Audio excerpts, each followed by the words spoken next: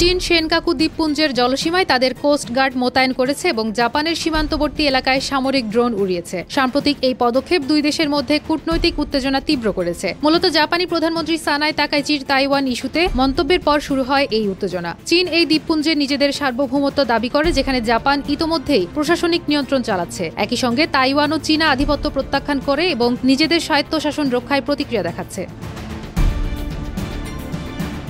চীনা কোস্টগার্ড জানায়, সেনকাকু বা দিয়াউই দ্বীপপুঞ্জের আঞ্চলিক জলসীমায় তাদের ১৩০৭ নম্বর জাহাজবহর টহল দিয়েছে। তারা দাবি করেছে এটি চীনের বৈধ অধিকার রক্ষার অংশ এবং জাহাজগুলো অঞ্চলটি মনিটর করেছে। জাপানি প্রধানমন্ত্রী তাকাইচি সংসদে মন্তব্য করেন, যদি চীন তাইওয়ানে হামলা চালায় তবে টোকিও সামরিকভাবে প্রতিক্রিয়া জানাবে। চীনের পক্ষ থেকে এই মন্তব্যের তীব্র প্রতিবাদ জানানো হয় এবং প্রত্যাহারের ইঙ্গিত পাওয়া গেছে।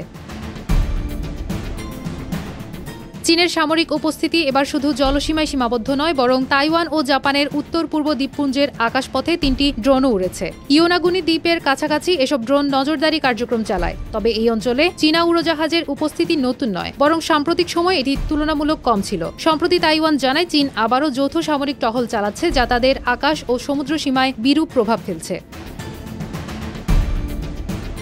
তাইওয়ান তাদের নিজস্ব বিমান ও জাহাজ পাঠিয়ে পরিস্থিতি পর্যবেক্ষণ করছে। গত ২৪ ঘণ্টায় তারা ৩০টি চীনা সামরিক বিমান, ৭টি নৌযান এবং একটি সরকারি জাহাজ শনাক্ত করেছে। এ ধরনের টহল মাসে কয়েকবারই করা হয় এবং তাইওয়ান মনে করছে এটি চীনের ক্রমাগত সামরিক চাপের অংশ। অন্যদিকে বেইজিংয়ে অবস্থিত জাপান দূতাবাস এখনও এ বিষয়ে কোনো মন্তব্য করেনি। আন্তর্জাতিক বিশ্লেষকরা মনে করছেন, সেনকাকু দ্বীপপুঞ্জে চীনের সামরিক পদক্ষেপ এবং তাইওয়ান জাপান অঞ্চলে তাদের ড্রোন তৎপরতা এই অঞ্চলের নিরাপত্তা ও স্থিতিশীলতার জন্য নতুন চ্যালেঞ্জ হয়ে দাঁড়াতে পারে। তাইওয়ান, জাপান ও চীনের মধ্যে সামরিক টহল, ড্রোন ও কোস্টগার্ড কার্যক্রমে সেনকাকু দ্বীপপুঞ্জ এখন উত্তেজনার কেন্দ্রবিন্দু হয়ে উঠেছে।